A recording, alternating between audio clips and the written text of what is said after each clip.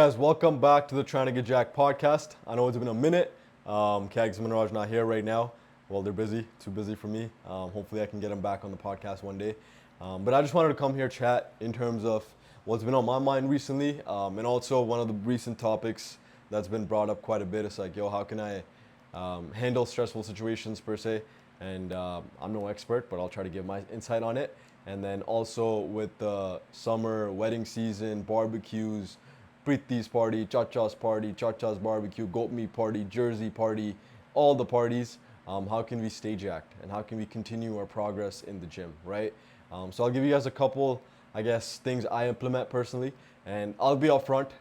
I'm not the most social guy, right? But I do have events. This has probably been the most like busy summer per se. Like I went to yesterday was a Wednesday, and I had like a dinner thing, right? And then today with the boys, I'm going another dinner, right? And then like Arizona trip, and then we had Manraj's bachelor party. We're doing like a pool party in 2 weeks with a couple boys, and like probably the most socialized this summer. So I've had to take different approaches as well, which I'll go over, and hopefully you guys can relate, right? Because one of the big things I'm trying to work on myself is not be as like robotic, and that's what I've gotten feedback as from my boys as well. It's don't be so like rigid, be fluid, go with the flow a little bit. Even though I'm a big promoter of structure, like having structure, but I'm adding that structure to having some fun as well, which I don't know if it's counterproductive or not, but I'll be like, yo, this is my fun time, right? This is my structure time, or like rigid time. That way I balance both things out without feeling guilty about it, right? And what I mean by that is like, so whenever I get into like when I left accounting and started online coaching training in 2020, I went like almost like ghost mode, and I still sometimes do go in these waves. Recently, like after the Arizona trip and stuff, like noticed a little dip in trying to get jacked, and like some relationship stuff, like random things, overly overthinking about stuff, and I started going ghost again, right? Where I'm like, I'm not gonna go here, I'm not gonna go here, I'm not gonna reply to things on time. I'm just gonna focus on work, and focus on training. And I realized like when I do that, I don't feel fulfilled. I don't feel fun. I don't feel like I'm actually authentic. Just because like I'm not feeling. Yo, as humans, we crave relationships, right? We crave like human interaction. So if I'm eliminating that process just so I can focus on one thing, it almost becomes counterproductive because the human interaction is what makes me feel joyful, have fun, right? So basically, I don't know where I'm starting with this podcast with, but those are some topics. Those are things that have been on my mind. So I'll kind of go over it one by one. Number one, actually, before we get into it, so mini cut update. I'm on week 3. Today weighed in 168.8, the lowest weigh in so far, which is awesome. And the idea with the mini cut is just to make sure you get some fluff off and you continue your bulking process without putting on more fluff, right? So that's the main reason for the mini cut. My current things, if you haven't been keeping up, I'm doing 4 days lifting, 13K steps every day, and then calories on gym days are at 2,400, 300 carbs, 200 protein, 220 protein, and 50 fats, or 40 fats actually. And then non-gym days, I'm sitting at 50 fats, 180 carbs, and 200 protein. And I haven't changed anything since the first week. I went from 176 to 168.8, so about 7-ish pounds, which is nice. So that's the mini cut update. And number one, I guess I'll go into how to handle stressful periods in life per se. And if you guys don't know, I'm 30 years old, right? And I guess I have a good amount of experience, a little bit now, I would say, even though I'm classified as maybe some people will call me uncle, all right? Some people may call you a little kid, whatever perspective, but we all have our different experiences, different perspectives. And I'll be upfront with my stressors, right? A lot of my stressors have had to do with things in my own mind, my own head, right? They haven't been like, oh shit, like, yo, this happened, drastic life thing happened, like breakup and stuff like that, stuff normal, that takes time. But like drastic things in terms of like financial or like something with like criminal or some with like a family member, right? Like there hasn't been anything drastic like that where people classify as high stressful times. But for me, it's more been like, okay, yo, like overthinking about, yo, if I transition from accounting to training, how am I gonna build this into a long-term sustainable business? Or like overthinking about, yo, how can I get into a relationship that's fulfilling? Or like talking about busy times when like a bunch of clients are signing on, but then I'm noticing on the other hand my current clients are not getting as much attention, so they might be falling off, and it's like a yo-yo cycle. Or randomly thinking about like before I used to think about, yo, like I don't look good, I don't look like this, insecure about my looks, over stressing about these things. And over time, what I've done is I've come up with a bit of a system in terms of how I deal with this stress per se. And this is a conversation I had with a client recently that came to Flex Factory too. They were talking about like, it's been busy recently. I got my Roka coming up. I got, year end, month end for accounting. I got, new job, so I'm getting trained at new stuff. Trying to lose 50 pounds. I got to get my sleep in. Sleep's been wavy. It's been mad hot here. Like a bunch of stressors. You know what I'm talking about. Dad's been saying this. Mom's been saying this. Like all these things are going on. So I was like, yo, bro, like take a step back. And this is what I do too. It's like, okay, which of these decisions are voluntary? And if you kind of step back, you're like, okay, yo, I chose this job. I chose to get roped. That guy, not me. I haven't found the one yet.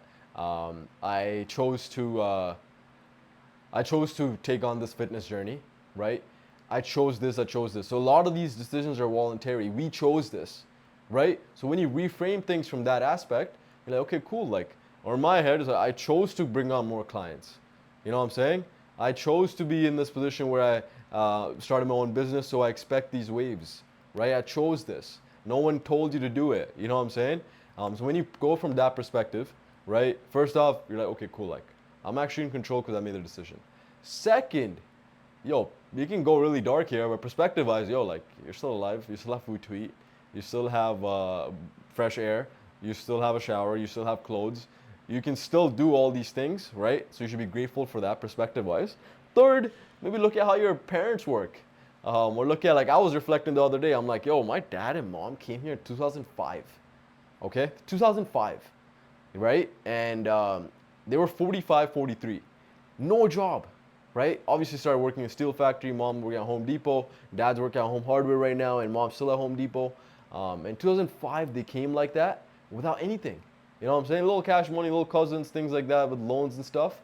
But yo, like, they created, like, we have a house to live in now. They created this beautiful bunda creature right here. So the fact that they could do it, we have endless opportunity to execute on things we want to get done, okay? So having some perspective right away, like, brings me down to normal. It's like, okay, yo, like, yeah, I'm just crying right now. I'm being soft. I can do way more than I actually put my mind to. Look at them. They've been still working. They've been still killing it, right? Without complaints. Maybe they complain to each other or like in their heads, but not to me as much.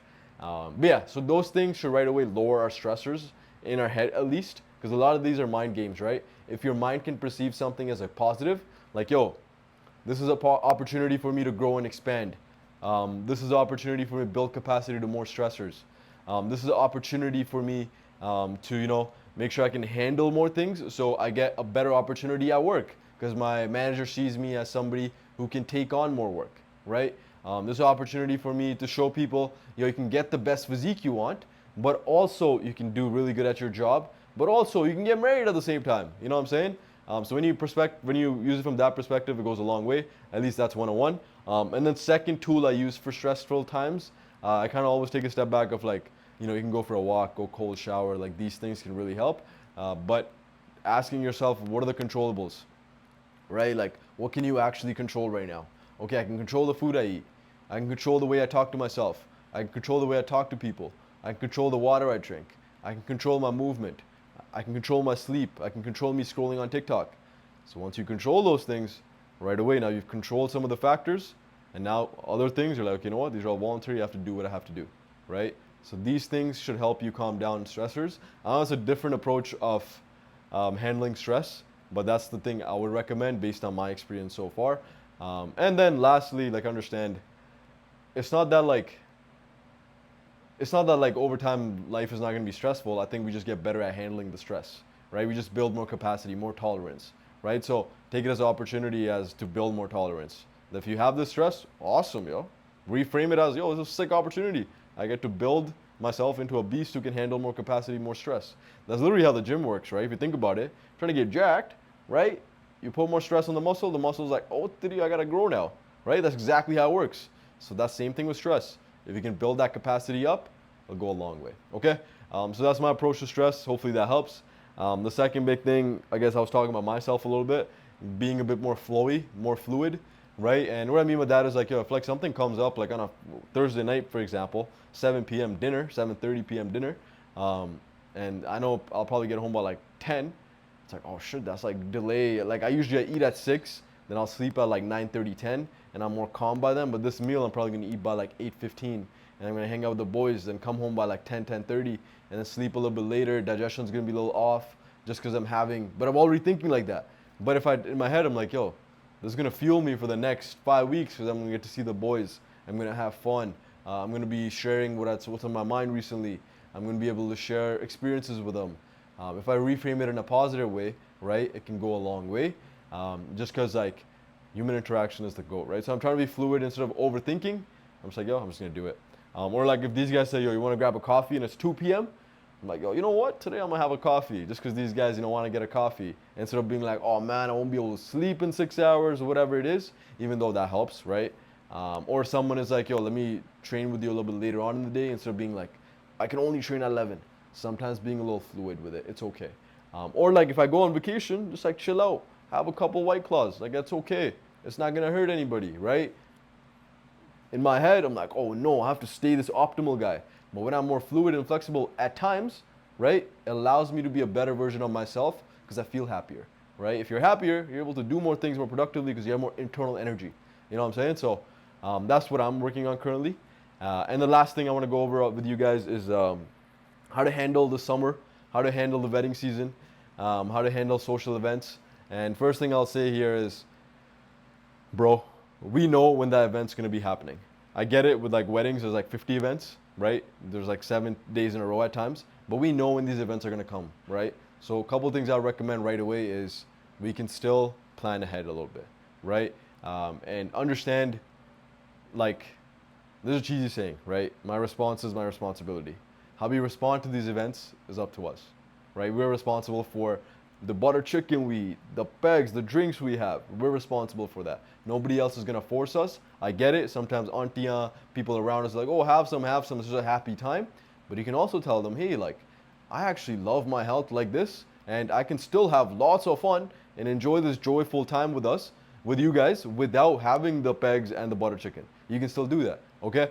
That being said, if you still want to drink and stuff, that's cool. I would just pick and choose the events. I wouldn't do it every single day, in my opinion, if you're trying to maintain your gains or even get leveled up in the summertime. Okay? If you don't really care, you're like, yo, this stuff is more priority to me, have fun, cool, man. I won't really say anything to that. Do your thing. I sometimes get jealous of people who have so much fun because, sometimes I feel like I'm too rigid where I don't have as much fun. So that's cool. Bless, enjoy. But people who still want to stay on track, stay jacked during the summertime, couple of things I would say. First off, take it as an opportunity to be like, you know what? I'm going to show people I can still get jacked, I can still get lean, and I can still hit my goals while it being wedding season and summertime. So a couple approaches to that. Number one, either the day off, right? Because when the event is, you have a little bit lesser carbs and fats throughout the day. Just keep it straight protein, like in the morning, have some eggs maybe, or maybe egg whites with some fruit, and then go like train, get a nice training session in, get some cardio in, and then do some chicken, cucumbers, save the carbs and fats, and then maybe do like a nice half a scoop, full scoop protein shake before going to the event. And at the event, you can have a little more chicken tikka, soy chop, whatever, if vegetarian, right? So you can kind of eat guilt-free while staying with your caloric intake, if your goal is obviously to cut down. If we're trying to get bigger in the summertime, it shouldn't be that hard. You may end up putting a little bit extra fluff if you keep eating like shit outside. So what I would say is like still plan ahead, keep some fats and carbs lower, and then enjoy at the event, and then make sure your training intensity is through the roof. If things are just mad busy, what I would say is maybe follow some guideline approach, right? It's like, yo, like events, 7 days in a row, all these things are going on, lots of unexpected life events are happening. Just make sure every day, 3 to 4 meals of high protein and veggie, right? At least you get that in. And then rest, whatever happens, happens. So follow some guidelines. Be like, you know what, every day I'm gonna at least drink 3 liters of water. Every day I'm gonna at least walk 8K steps. And then during a week, I'm at least gonna get 3 to 4 high effort sessions in the gym. Even if you can't do 5 days or whatever you do currently for 90 minutes, you know what, 3 to 4 sessions, 45 minutes, high effort, high intensity, I'm gonna be present, I'm gonna get that session in. This way, the guideline approach, at least when you do, things calm down a little bit, even though I'm telling you, if you think they will, they probably won't, because, we only get busier from here. But if they do calm down, you'll be able to come from like a state of 70 to 100 rather than going from 0 to 100 again. Right? Instead of backtracking, you're still kind of there. You just have to dial some things in. Okay? So those are my main approaches, like training, keep the effort high, nutrition, still, still like plan ahead with your calories, or follow some guidelines in a way that you're still serving you long term based on your goal. And again, if you want to get into like sleep, things like that, sleep is usually in our control unless you have too many pegs, right? But less screen time. Make sure you do some gratitude, mindfulness pre-bed, and that can go a long way for sleep. And then the last thing I will say, I know summer's a hectic time for a lot of us. I know like a lot of things get busy. I know like a lot of events come up. Even I have some things coming up, which is awesome, right? I got like I think 4 weddings, right? 3 weddings and like 2 trips, which is cool. I did the Arizona trip. There might be a trip to Seattle. So the way I would kind of do it is like, on those trips, I keep it so there's still guidelines. I'm still following some protein meals, and then I'm still making sure 2 to 3 sessions high effort are being done. But also, there's a lot of days where there's not an event, right? Right? Am I right? I'm right. Okay, so there's like today maybe there might not be an event. So today isn't an excuse just because it's summer. I'm gonna go get some Dairy Queen. I'm gonna go eat this pizza. Today, stay on your meal plan or meal structure or calories. Stay on your training structure. Stay on your cardio structure, right? Still tick the boxes the days you have no complaints or no like excuses not to. A lot of us, just because it's summertime, we just like, oh, you know what? It's summertime. I'm just going to waste these next 4 months and I'm not going to get anything done. It's like, you can still tick the boxes majority of the days. So if you do that, what will happen is the days where like, you're not able to dial in as much because there's an event, you're not as reckless because you're still on track. But if you're already reckless every single day, when that event happens, your body's like, you're already like messed up most of the days. Might as well go ham this way as well. You know what I'm saying? So it doesn't really it doesn't affect your mindset and doesn't really help your goal of getting jacked long term as well. Okay? So those would be my approaches to how to handle events. And I know long weekend's coming up. July 1st weekend is coming up right here, Canada Day. So hopefully this helps. Hopefully this is in time. And you guys stay jacked. But yeah, I hope you guys enjoy the podcast. Let me know any other topics you guys want to see. Let me know if anything else I can do to help. Let me know any other guests you want to bring on, me to bring on, obviously. And then I'll try to get Kags and Manraj back in the game. Okay? Talk soon. Bye-bye. Appreciate you. Comment, subscribe, like.